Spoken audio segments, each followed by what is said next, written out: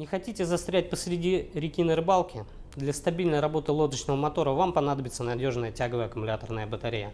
Лодочные аккумуляторы – это специальные батареи, устойчивые к глубокому разряду, которые накапливают большое количество энергии.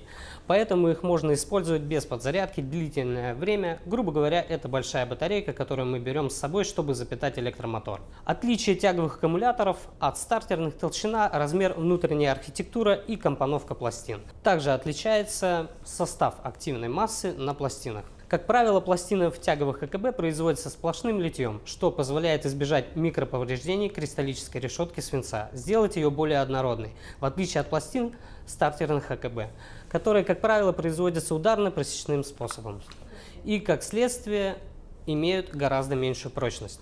Благодаря своей конструкции лодочные аккумуляторы эффективно сохраняют заряд, то позволяет моторной лодке работать долгое время.